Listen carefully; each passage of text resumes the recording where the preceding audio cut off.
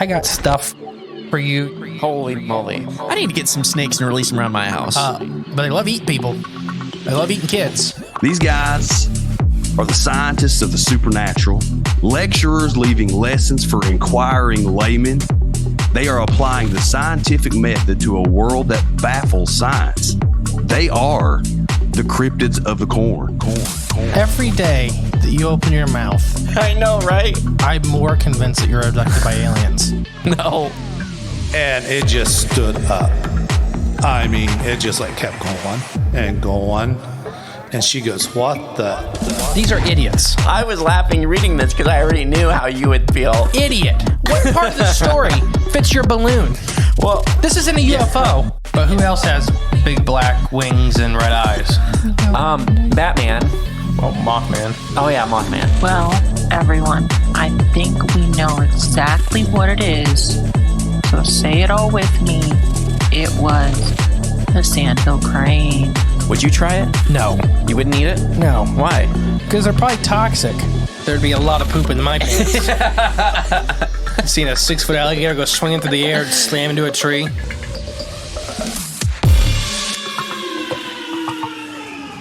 Welcome back to Cryptids of the Corn Podcast. I am the great and powerful Mystery. And I am JClone177.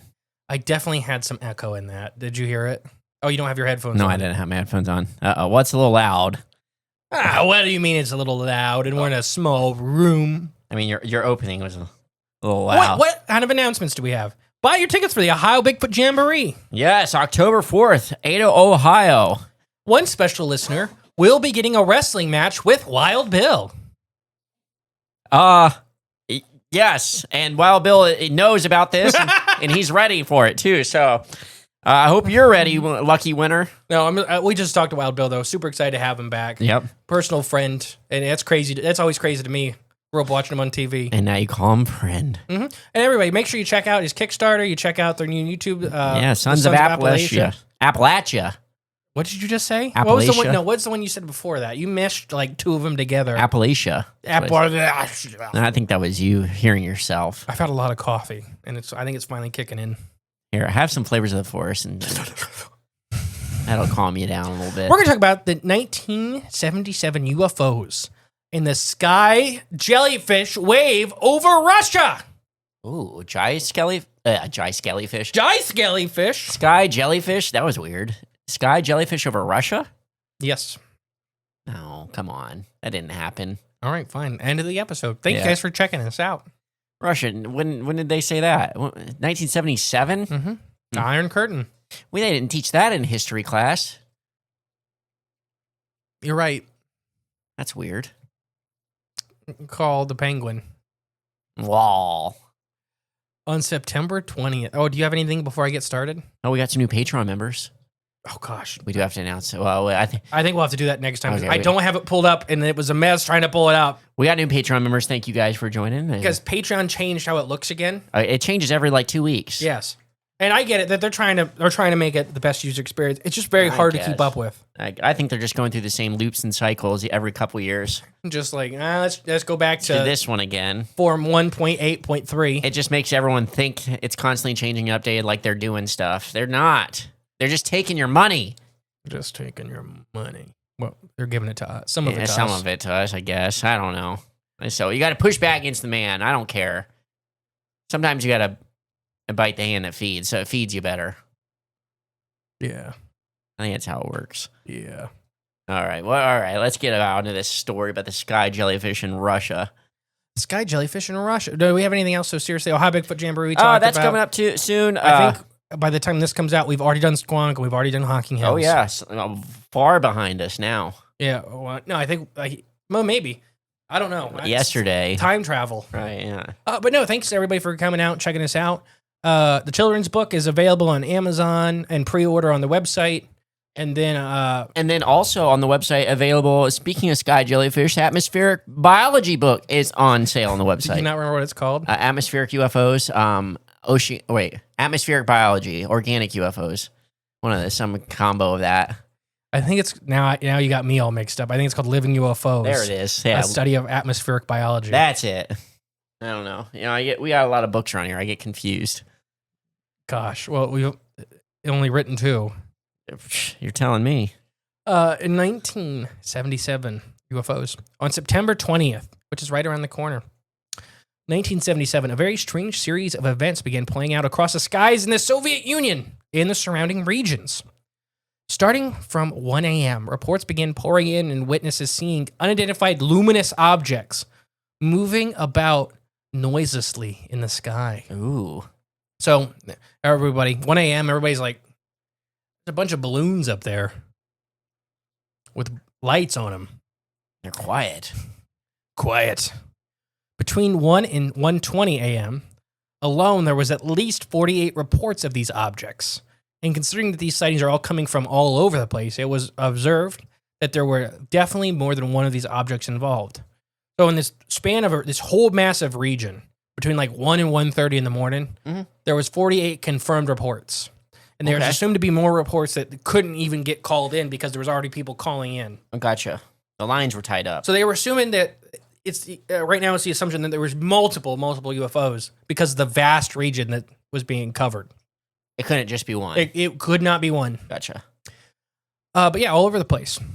Thus, it began the most intense and one of the most intense and weirdest UFO waves ever. The anomalous objects seem to take on a different appearance in different areas, ranging from simple light or bright lights to bright cylinder objects trailing smoke to spherical craft of some kind to spinning orbs emitting shards of light.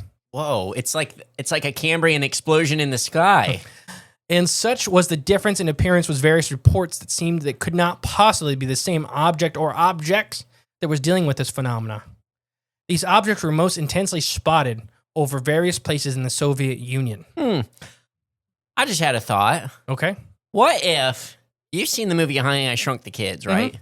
Well, you've seen the second one, right? Honey, I Blew Up the Kid. No. Well, it's the same movie, but the laser gets flipped into reverse. They're giants. And he hits the baby, and he turns into a giant and starts running through Las Vegas and like wrecking everything. You'd probably like it. It's like a baby kaiju. Okay. But what if we have this technology to grow and shrink things, and every now and then a beam goes wild and it hits some like aeroplankton in the sky? Oh, and these are just massive aeroplankton? Yeah, because like all the different varieties and different creatures, and I mean, these could be aeroplankton. and they fly and they burn out really fast because they're just massive. So they're doing all these crazy wild maneuvers that you normally would never see because it's naked eye can't see that small. But when they're 5,000 times their size, you can see them now. Could be. Could be. But these objects are most intensely spotted over various places in the Soviet Union, mostly in the northwest. But they were being seen all over the place, over vast territory stretching from Copenhagen, Denmark, Helsinki, Finland, and in the west, Vostok, Russia. Wait, Lake Vostok? No. Oh. I'm not saying it right. It's Vladivostok. Oh, yeah, that's a lot different. Russia in the east. So 3 countries already: Denmark, Finland, and Russia. So vast area. With all, along with the giant varying appearances, suggest that, this is tons and tons of objects. Things, yeah. The mysterious objects were being seen by a wide range of witnesses, including policemen, sailors, ambulance crews, pilots, air control towers, plane passengers seeing them coming up to the planes. Man. Reporters, amateur astronomers, members of the military, local airport staff. No one had an explanation for any of it. So that's just saying that people from all walks of life. Right. It sounds like this. you were like reading lyrics from a Bob Dylan song. I just think of your the cameraman beans, greens, potatoes, Oh, tomatoes, that lady, lamb. yes. I love that lady. I know. Corn. Oh, Lord! Yeah. That was our friend's ringtone for a long time. Greens, beans, potatoes, tomatoes, ham, and... Ham, lamb. It gets into weird stuff after that. Cats, dogs. Yeah, it's weird. No, so everybody's seen it. But yeah, there was planes, passengers in planes, seen some of these UFOs like coming up to the planes. What do you think so far? What happened? What's happening? Well, it's just curious atmospheric life. Relax, people. Well, a lot of them don't look like our typical atmospheric life. Making it even like conventional life, you're saying? Yeah. Okay. Making it even stranger is none of the objects picked up on radar, despite being seen by air traffic control. No objects were picked up on the Soviet air defense systems either. there's a whole chapter in the book why organic creatures don't get picked up on radar. Shall we do the quick version or suggest? It's get the book and find out. Either way, but the short is their body density. Right. Yeah. They're not dense enough for the radar to actually pick them up and then bounce the signal back to the radar to see that they're aircraft radar. Right. For aircraft radar technology. Because they would probably pick up on a fish radar. No, like weather radar. Oh, okay. Where you're looking for clouds and stuff like that, but they're just going to look like a cloud in that kind of system. This is specifically targeting hard objects. We talked about it with sonar, and I think we talked about this in the book, that when they first used sonar, it was a mess because they did not realize how much noise like krill and shrimp make. Gotcha. Like they couldn't hear anything. It was blinding. So you have to tune out those things. So this kind of radar is for missiles and aircraft and metal objects. You just gave me ADD. Ever seen that video where they put like a cup up to a beehive and you can hear them all buzzing? It sounds like a freaking community talking like. Well, they talk like a high. Like the town square is packed full of people, and everyone's like what is it called when you're with the bear and bull market it's like a stock market going on. They're literally just talking like that. It's crazy. Can you tell? You haven't drank any coffee today, have you? I've been drinking this whole thing. Milk? It's coffee. So. Is it coffee? I didn't know what you had. Oh yeah, it's not my chocolate milk and ice from the other day. This one's actually iced coffee.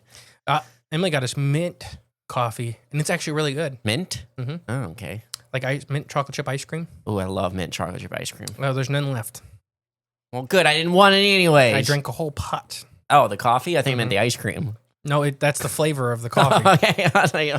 But no, so if you're the Soviet Union government, right? This is 1977. Cold War is still going on until the 80s, late 80s? Mr. Gorbachev. Wait, that was the German. No, that's Cold War too, right? Yeah, because that was East and West Germany. Yeah. Mr. Gorbachev, tear down this wall. Yeah, because it was splitting East and West Germany. Because that's how we kind of divided it, or East and West, whatever the capital. Berlin. Yeah, Berlin. Yeah. But, yeah, because they were kind of two separate countries. Yeah, basically, yeah. But no, so your Soviet Union, these aren't picking up on your secret military radar. They're not picking up. But air traffic controller being like, hey, we see them. Yeah. Pilots are like, they're buzzing us. Yeah. Wouldn't that freak you absolutely out? When there's hundreds of them. I don't know how many there actually were. Nobody knows how many there actually were. Right. But in this short time period, hundreds of them, I'm going to assume, of different sizes, shapes, and textures and lights and all this. And I'll speculate too. World War II, the Foo Fighters. We still don't know what those were. Is it human stuff? Is it something else? Among the many sightings that come in, some particularly notable. In the settlement of Kurbajor, an absolutely enormous luminous object was seen by an engineer. I'm not even going to try to say his name. I'm sorry. Who said it looked reminiscent of a bizarrely enormous airship. Okay, so airships are like the big blimps, basically. Blimps. Yeah. About 100 meters long and was tipped with bright, shiny spots on the front of it, and its edges were glowing with white trickling light. Ooh. Or Zeppelins.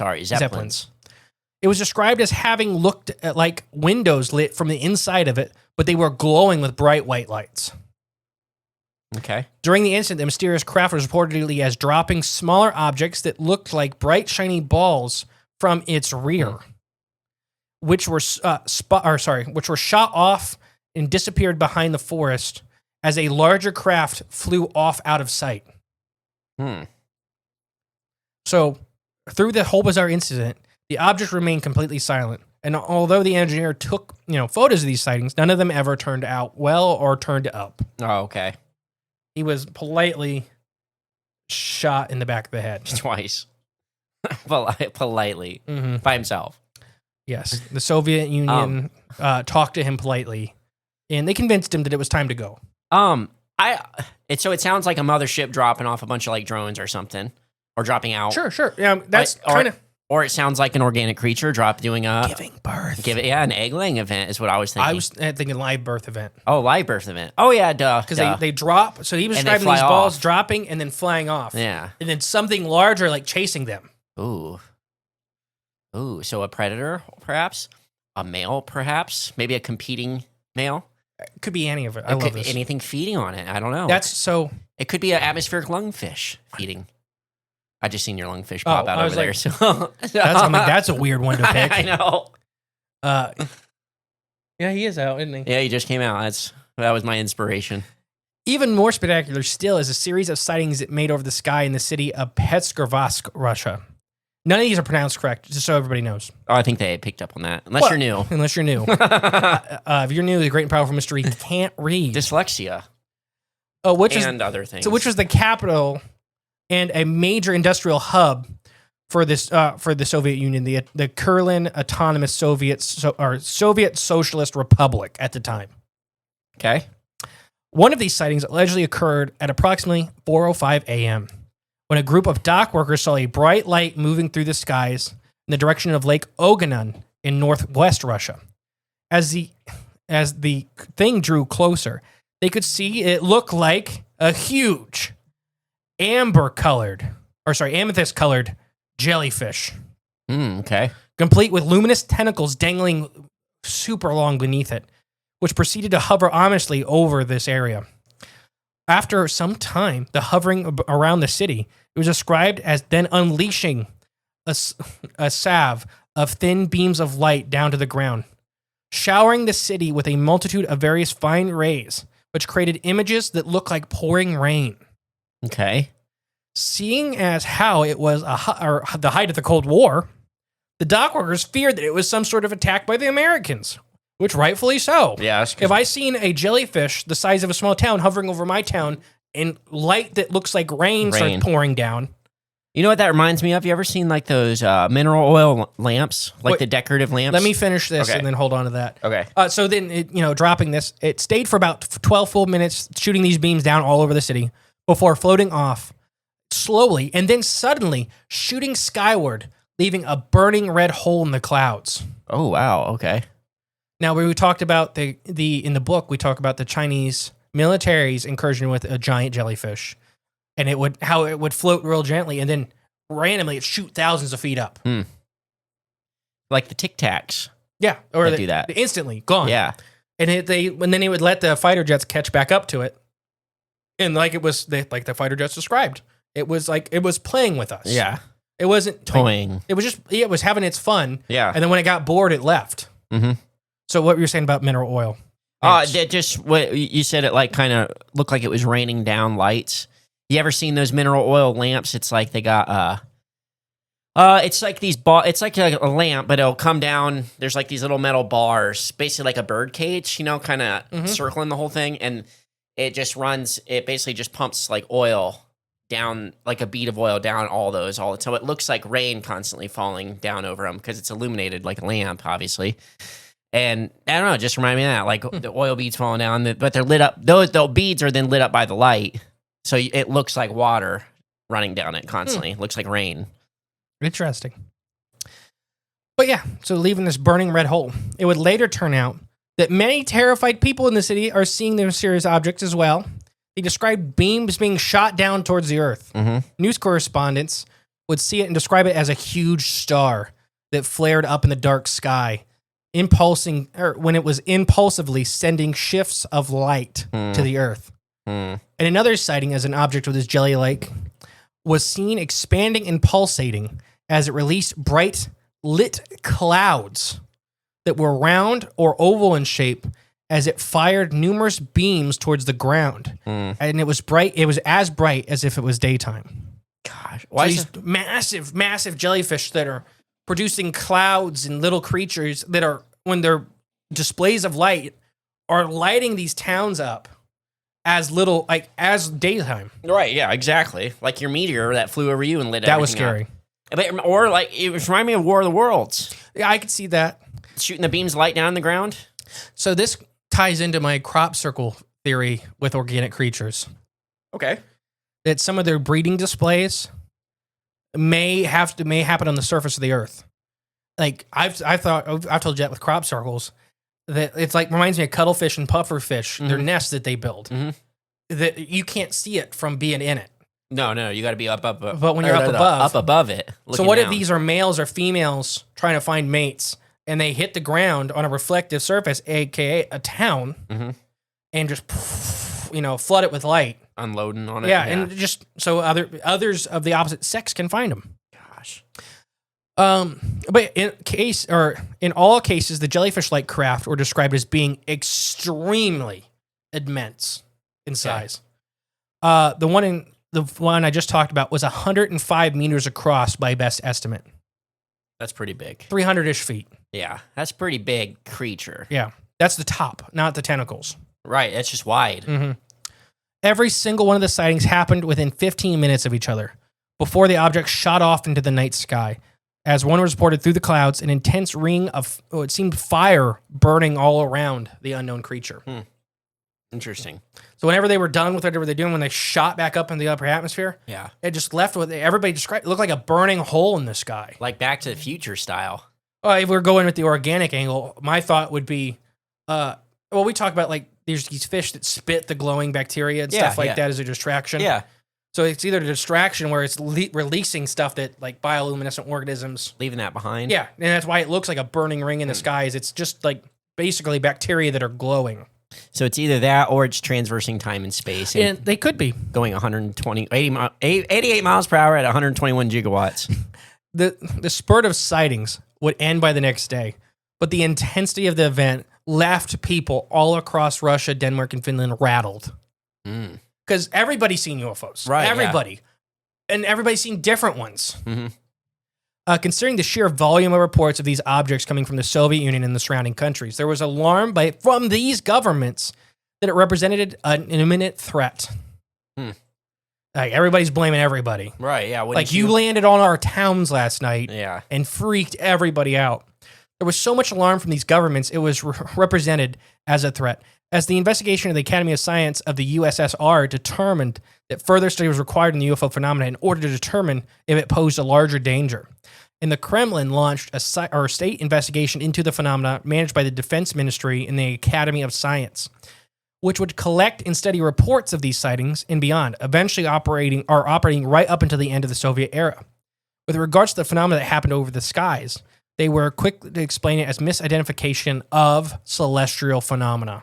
Okay, just saying it's stars in the sky or whatever. Not stars, but Aurora Borealis. Right, lights in the sky that just are natural phenomena that they also said it was the test of experimental aircraft equipment and the launch of Soviet satellite Cosmo 955.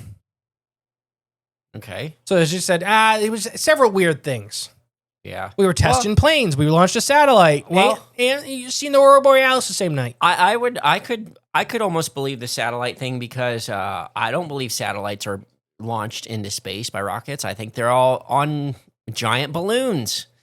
So how big would this balloon be? And what if it failed and they're like, they don't want to look weak, it was an atmospheric creature. So UFO researcher Paul Stonehill said this. Oh, I love Paul Stonehill, for real. Do you? Yes, he's the guy I send you the stuff on YouTube. He's the Russian guy. Yes. His stuff, if you guys, all right, this is my shout out for Paul Stonehill. Look him up on YouTube. It's very in our vein of subjects to cover or to go over, but he gets very awesome, unique information that it's just not readily prevalent here. I don't know if it's just because him being in Russia, he has access to different information, but he brings a lot of stuff I've never even heard of that crosses over into our field and just in general. A lot of the stuff we talk about, Paul covers. So here's what Paul Stonehill says about this. People felt unusual psychological gloom the day before. They cannot be explained by Cosmos launching, which was the satellite, and the Soviets that tried to cover it up after that. But it's a very strange case. In the city in the North Russia, which is that Partskovosk, I can't say it. It's one of them that had the giant jellyfish. Right. Yep. It's a very interesting territory. They've had UFO sightings for centuries. They couldn't explain the presence of a giant jellyfish-like object over the town. It was Soviet technology that they'd mistaken. Why create a spherical program to study UFOs? A special program to study UFOs. If the government knew it was their experimental stuff, why did they make a UFO research group? Well, okay. This is Paul Stonehill. Because I'm responding to him. Because governments do this. They'll do something. Oh yeah, they'll create the problem and then they'll create the solution to the problem. And then turns out that initial problem was never real to begin with, but now they have this infrastructure that they've created to deal with that problem, but now it's being shifted for another's idea. In like in our country, it would be like monitoring U.S. citizens. Like we created the infrastructure to monitor all of our conversations and thoughts and texts for terrorism, but now it's just used to monitor all of our calls and texts because you're a U.S. citizen. Anyways, back to jellyfish. Back to jellyfish. No, so I have more cases of jellyfish being seen, atmospheric creatures. This is it for this one. Mhm. Nobody knows what happened. It was about 24 hours. Here's my thoughts. Wow, it was a flap. Yeah, that was it. There were hundreds and hundreds of sightings. And that's it. Yeah. Oh, wow. It was about 14 hours long, I believe. In my head, I was imagining this over extended period it of time. was one night. Wow, okay, even wilder. There's like one night. Okay. Here's what I think happened. I think, and we've talked about this, it seems like the giant jellyfish hang out in the north. We see them around the northern mountain ranges, Scandinavia, Sweden, Switzerland, Norway has a lot of reports of them. So northern Russia, Finland, those kind of places have a lot of reports of them. I think this was either a birthing or a breeding event of the giant jellyfish species. That specific Yes. one. I think that all the other strange craft that we're seeing zooming around were either, so there's a couple options. I think they were also living creatures. They could be feeding on babies that are being born, which is common. When sea turtles hatch, fish giant or greater trevallies memorize when sea turtles hatch every year, and that they'll show up before they hatch. And so they just like, there's going to be a lot of food here today. They're waiting, yeah. Yeah. Even birds know. Like, Oh yeah, so hundreds of animals. Nature tracks when these things happen, yes. So it could be this, that they're ready to feed on the offspring of the giant jellyfish, and that's why when they drop out of that one, it zooms off, and something was chasing it. They could be using the giant jellyfish to also breed. So a lot of this chubs, which are river fish, they're mound builders. They build these giant mound nests. Dozens of species, depending on what river you're in, breed inside the chub mounds. Okay. They can't build them, though. They're tiny. Gotcha. So they wait for the chubs to breed, and then they rush in as the chubs are breeding to breed also. Oh, at the same time. At the same time. Not to breed with the chubs. No. They're Gotcha. using their nest or their as the defense because they're so Understood. much larger. Okay. So what if these jellyfish, and we talked about them being toxic, to touch.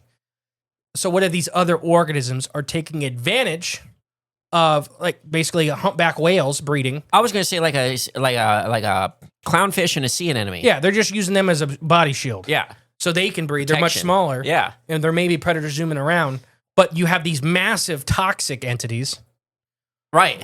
That protection. Yeah. What about another one? What if they're all the same creatures but sexual dimorphism? Sure. The males are zooming around. What if it's a big spawning of it? And that they're could be. That's releasing- why they're seeing all the clouds of stuff. And the males are seeding the clouds. There you go. Cloud seeding. It could be something like natural that. cloud seeding, the way nature intended, not the way upper atmospheric aerosol injections need to be happening. Wait, yeah, all kinds of stuff, but it's just interesting. But yeah, any of those options. I'd rather slur our clouds with atmospheric jelly spawn than with barium and aluminum. So before we continue on to more smaller jellyfish sightings, you go ahead. Okay. You have two sponsors to talk about, then we'll play the ad. You know what? I know it's only August right now, but Christmas is going to be slowly approaching on us. I was like, is it August? But it is when this comes out. You know what would be a great gift? Is Flavors of the Forest Bigfoot Breath. Not only is it a product that you can eat and consume and enjoy, but I believe it's good for you too. There's no fillers, no funny stuff. It's just garlic, freeze-dried garlic, and it's amazing flavor, and it'll elevate all your food dishes. And I'm telling you, a little of this stuff goes a lot longer than your normal garlic powder, and it's worth it.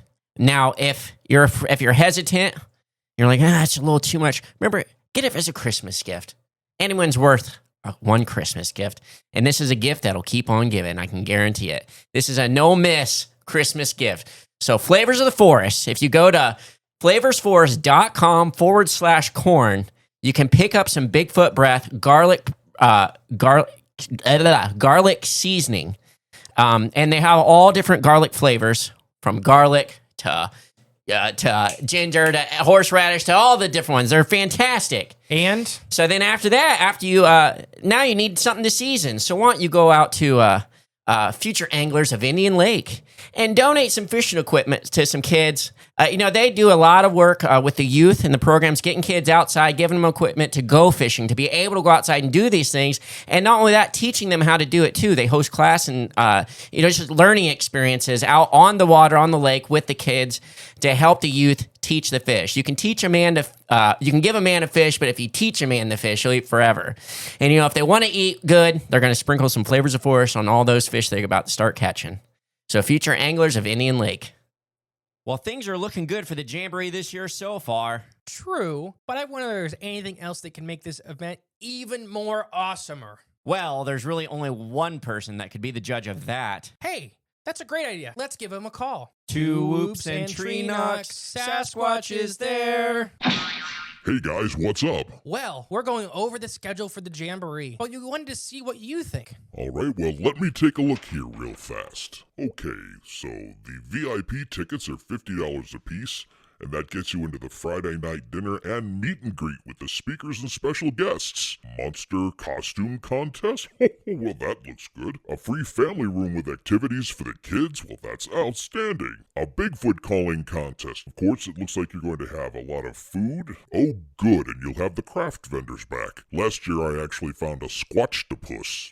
Well, let's see who the speakers are this year. Oh, you have Connor and Alexis Fiden, and Randy Bauer, Ron Murphy, outstanding. Oh good, you guys will be speaking. Which J-clone is going to be there? That's my question. And Tony Merkel as well. Oh good, you're going to have Jake Dressel back. He was excellent last year. And Brian Wolf. Why does that name sound familiar? Well, I have to tell you, gentlemen, having gone to a number of these events, this looks like it's going to be one of the best ones of the year. Say, will Tiny Toes be there? Tiny Toes? Yeah, the little guy that was there last year. Oh, you mean Paul. Yep. Tiny Toes will be there as well. Tiny Toes. Cool, well, this all sounds fantastic, guys, and I look forward to seeing you there. Until then, Squatch Dust! Bye. Oh, that Tiny Toes. He always gets me. Tiny Toes? See you guys there at the Jamboree, October 4th, Ada, Ohio. Get your tickets now at cryptscorn.com. They just did it. Huh? They just did all that. Well, they're going to do it again. Okay. That's just a reminder from me. 1950s, a policeman in England claimed to have a run-in with a low-flying jellyfish. He seen him while he was riding his bike on his patrol. Mm-hmm. You're a cop in England, 1950. You see the best thing you describe floating around the ground, a jellyfish. It turns out it was just a plastic bag floating in the air. This is A plastic bag blowing in the wind. the beginning, 1950s, you say? That's when they invented the plastic bag. He claimed that it was drifting right down in front of him and actually bumped up against it, describing the sensation as it brushing up against a soft, wet blanket. It was slightly unpleasant because it smelled of Sulfur? mildew. Oh. So not like a horrible smell, but an unpleasant smell. Like a wet basement is what I imagine. Yeah, it's not a great smell, but it's not like, like you said, a diaper or something like that. Or just a dead animal. Yeah, just mildew. That's that one. That was it for that one. Just okay. A quick little, or he just like a jellyfish floated down. I bumped into it. It felt like a wet, soft blanket. It was probably just a collection of like laundry detergent bubbles. You seen that? Did you see the living clouds that were shared recently? Like floating around the street? Yeah. Yeah. It looked like those bubbles. I don't know if it was because it seemed like it had a pretty hard shape. It did, but I don't know. I think it was some chemically, maybe not laundry detergent bubbles. Correct. I think it was bubbles, but yeah, I think it was like not what we're used to seeing. Typical like foam something. Yeah, I think it was some kind of foam, like an aero foam or whatever. It was odd. But I do think it was just bubbles blowing around because it hit stuff kind of hard and it didn't break. Yeah, it just kind of bounced. Anyways, in 1958, there was also a report from Florida where a policeman named Fu Austin. Stone Cold's brother. It's F. Austin. How do you say that? Oh, Faustin? Faustin. I don't know. I think I've never seen that name written. Found a transparent purple blob the size of a soccer ball outside of his house. He claimed that when he approached it, it seemed to sort of be a dying creature. And when he tried to pick up the thing, it sort of just evaporated in his hands. Squonk. It was a squonk. No, I Can you just imagine being this cop and there's a soccer ball sized animal laying in your yard, whimpering and dying, and he's like, poor thing, and he picks it up and then it just melts dissolves through his fingers like, Well, it sounds like to me, Grimace is a bad parent, and he just dumped it. Well, we've known Florida has had tons and tons of the living cloud stuff. Yeah. Well, and Florida also had the Bet Sphere. Mm. That was a weird thing. But I wonder what made him think, though, that it was like living, I guess. It was moving around and like making little noises. Yeah, but I wonder if it's like a siphonophore? Like, yeah, I mean, it could be. I don't know, something Well, like jellyfish, even though they're not siphonophores, they fall apart when you touch them. Right, yeah. Could be something like that, too. That it was just a baby one of these things. Yeah, or it was a piece. You could have even been a piece of one that was broke off. I guess I'm trying to think of a natural phenomena, like if it's something in the sky, not like not natural. I know the jellyfish, we believe that they're real, so would be a natural. But I mean, just like we talk about the algae up in the sky. It could be a chunk of something, too. Yeah, something that's weird like that. Because there's so much, that's the thing that I think with all this atmospheric creature stuff that's changed my perspective on things the most is how much life is actually up Aeroplankton there. episode. I highly advise. It's one of my favorite we've ever done. It's ridiculous how much life is actually above us. All times. Because where there's plankton, you find sharks and you find whales. Mm-hmm. As far as we know. I mean, it's been the common thread. Right. Wherever there's a ton of basal organisms, there are big organisms eating They ate those. them. Yeah. There was also a recent account given to the site Phantom and Monsters that comes from Perth, Australia. Mm. So if you remember, we had, I don't want to say her real name because I don't think she gave us her real name, but the video of the manta ray from Australia. Mm-hmm. The witness claims in 2012, he was out front of his house one evening having a cigarette when to his attention was drawn to a curious sight of light patterns of the stars being disrupted by something passing over them. So we've talked about this before too, that, these creatures are fully transparent and how only time you notice them, a lot of the Louisiana ones from the book are like this, where you see the disturbance of the light or it's coming through something. Correct. You don't actually see the animal creature itself. At first, he thought it was a plane, but soon became apparent it was no aircraft. Here's what he says. As I got closer, the way it moved resembled the way a jellyfish would swim, as if it was horizontal. It was hard to describe, but it looked like it was expanding in front of like a balloon, then using the air to propel itself along. It was roughly 100 meters above me, and I watched it for over 10 minutes. After that, it was out of sight. And during this clear night in Australia, I was very familiar with aircrafts as I lived next to the Janadoc airport, and we hear them all the time. It was clearly not mechanical, no machine of any kind. I yelled for my mother-in-law, who was staying at the time, to come out and see it. She also saw it. I filmed it on my smartphone, but being 8 p.m. at night, it was just pitch black and you couldn't see anything. If I had to guess, I would say I was left where there was some kind of creature. It moved so gracefully and gradually in large, deliberate movements, like a large bird would do if it was flapping its wings, then gliding a bit. Although it was unlike anything I could describe, it appeared to be translucent in most of its parts. It remained at the same altitude and at speed, but it was completely silent. Amazingly, there was a follow-up report from a different witness who claimed to have a friend that saw what appeared to be a similar creature around Perth around the same time at this site. The witness says this: I would like to confirm the story of the flying jellyfish and the creature described by the former. There were two of us, actually not just myself. We were in Perth, CBD, actually having a glass of wine on a quite loud jazz music playing balcony about 10 meters from the ground. I was so thrilled to find out another person who had seen it. The creature was behaving exactly as he described. So basically like a jellyfish, but without the long tentacles, about the size of a balloon. It was kind of changing according to different color lighting from the balcony is flying upwards so effortlessly. It was really precise and had finally found this. I have been searching for so long, and I have to be honest, I don't recall the exact day that this happened, but it must have been the same night that he seen it. I would say it was around 10 or 9 or 10 o'clock, evening Friday or Saturday. The creature wasn't too shy either, meaning it didn't fly in a hurry. Would gladly put my hand to my heart and swear that I'd seen it. There you go. Now you know he's telling the truth.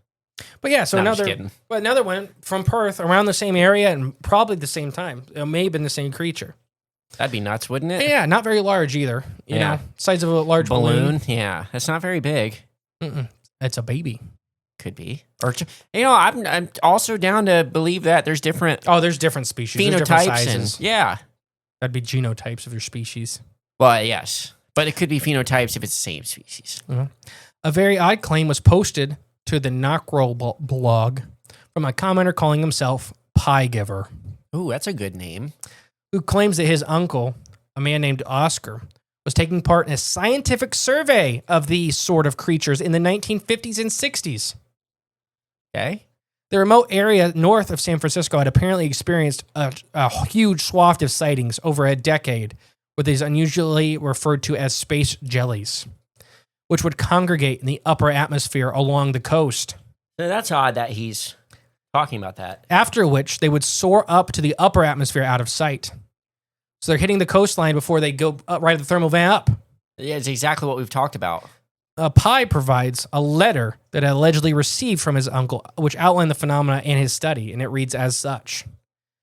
The conclusions of the space jellies, as we called them, was assumed to be a part of a seasonal migration pattern in and about the Western Pacific, which a small joint grant fund of several philanthropic scientific organizations, which shall remain nameless. I developed a small, high-altitude, long-distance ultralight aircraft, the first of its kind, assisted in a fly-in deployment of the detachable ovoid helium balloons.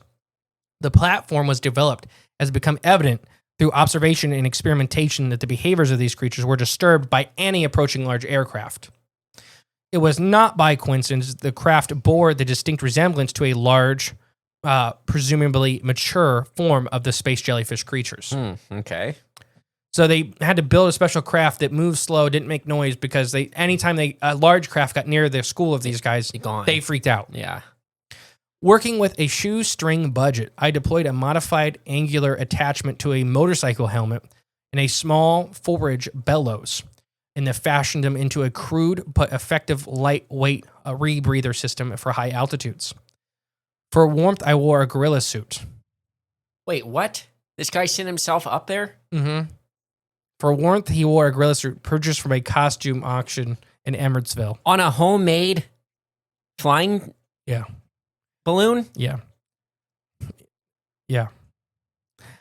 And had it fitted with with a lining of goose down. From below, the aircraft lowered a fair-sized grappling hook that served large mackerel. It had several large mackerels tied to it with barbed or baling wire. Inside of 6 weeks in the fall of 1973, I had snagged most of these jellyfish like buggers. None of the captured survived the experiment, and within minutes dissolved into oddly steamy smoke. Is this real? On my final expedition, as per standard operating procedure, I reached a specific location in the altitude of 9,500 feet, deployed the balloons, and floated up there. Remaining a few creatures, which apparently died off fight of the spot, dissolving into thread-like wisp before me. I don't know if it's real or not. This is what the guy said his uncle sent in a letter. What the heck? But this is in the 50s, right? He turned it into a website modernly. Oh, okay. So yes, this could all be creepypasta, like anything of any witness story that gets turned in. Yeah. But there's a lot of keynotes here. I know. So let me keep reading because there's still a lot. Okay. I still have 2 more paragraphs of this. All right, let's letter. finish it then. Besides the regarding loss of the subjects under the study with more unfortunate circumstances, on the last mission, after jettisoning the balloon, I was flying in the Pacific over the Fallens, about 5,000 feet towards the hidden base of operations in the remote area. It's been redacted. I was spotted by the U.S. Navy crew on a practice and shakedown cruise flying resort antique consulate Viltel PBY2 Colorado that was displayed in a few days as Fleet Week expiration of near Fisherman's Wharf. They veered off course, followed me, and executed a close and slow pass-by over the San Francisco Bay.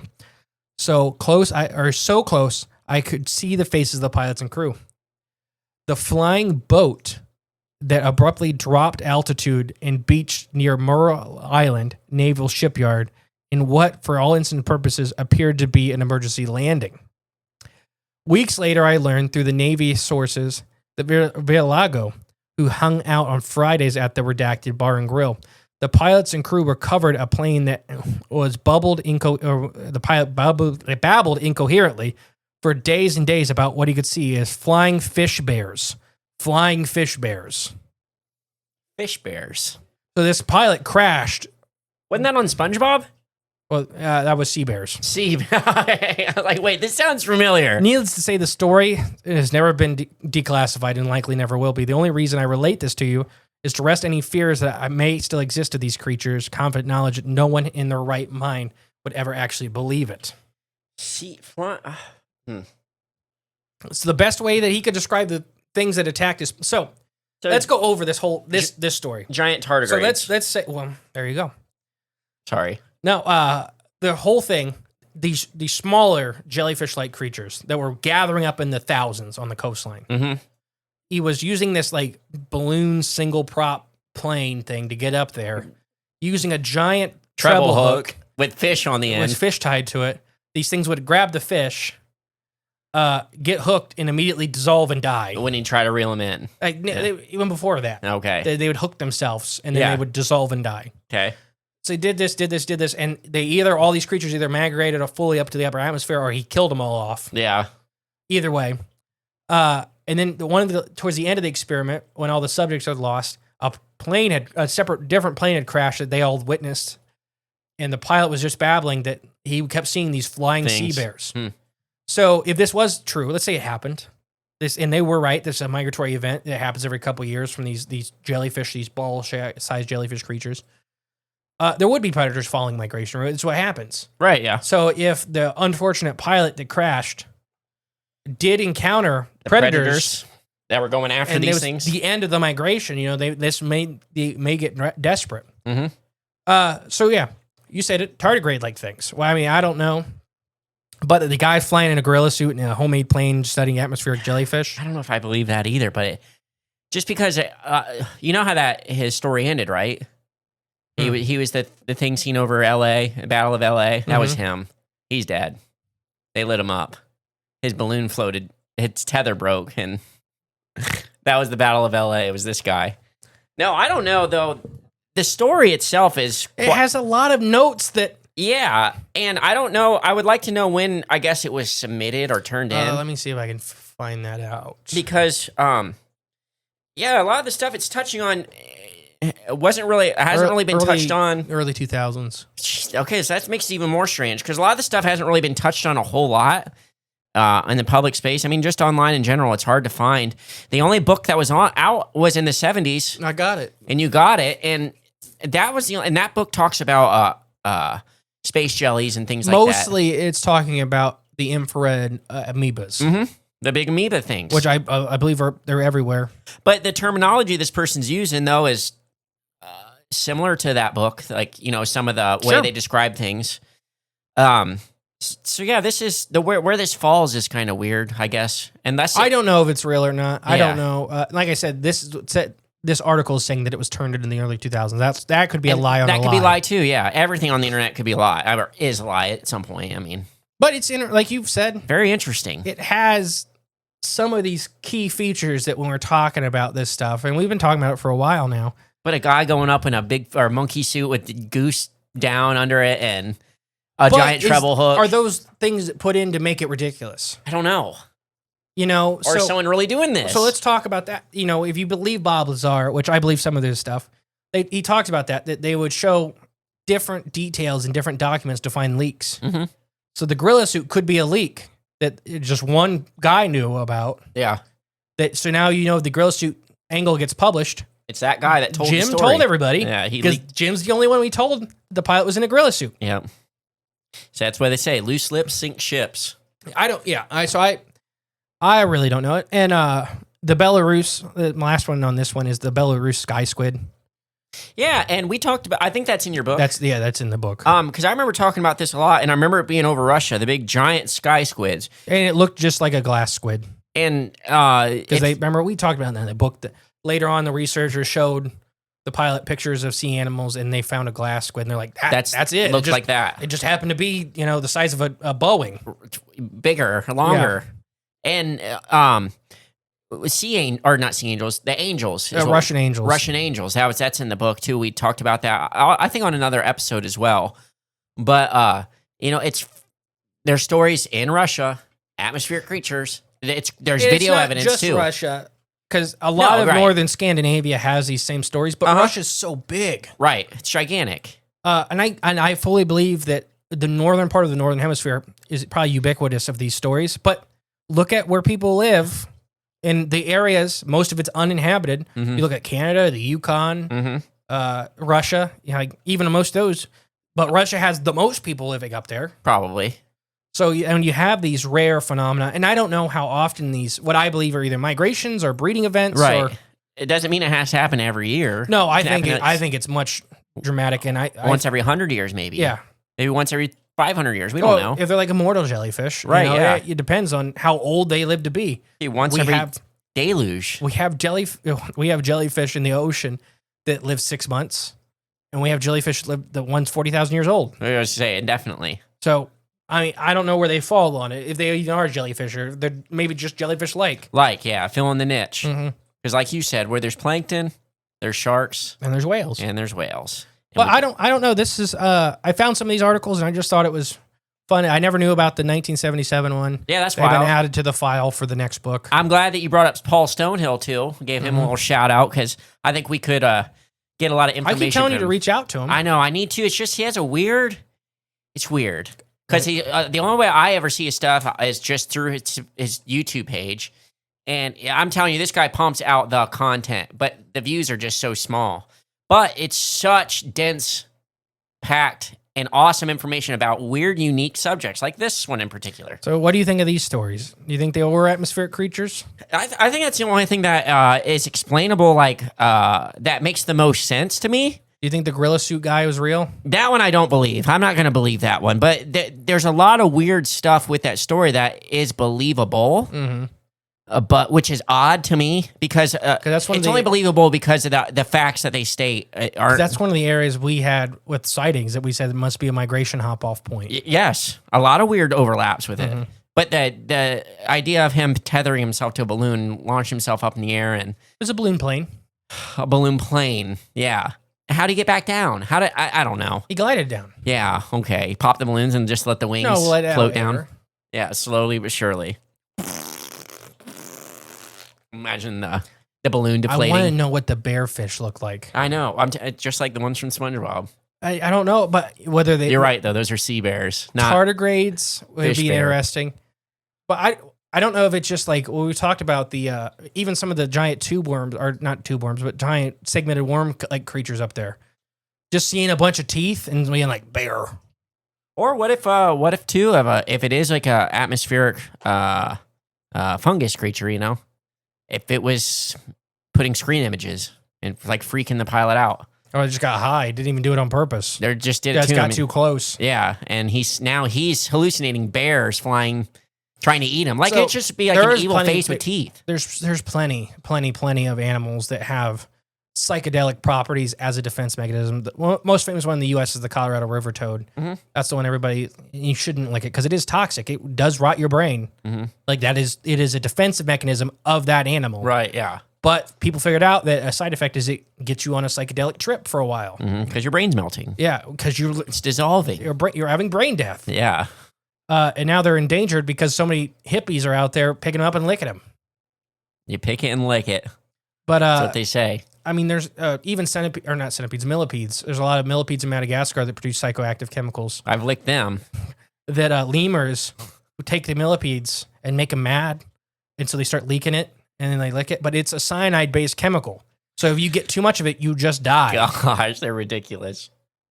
That's ridiculous. They're bored. That's what I'm saying. They're They bored. figured it out. Yeah. That's bad. That's not good. Like, how much of this? I mean, that's why people do it too. Yeah, no, I mean, almost every drug that people do is, and I'm including tobacco and alcohol. Everything, Either starts out of boredom or out of a hard What I'm saying situation. is toxic to us. Oh, yeah. Gotcha. Every mind-altering substance is toxic, is why it's mind-altering.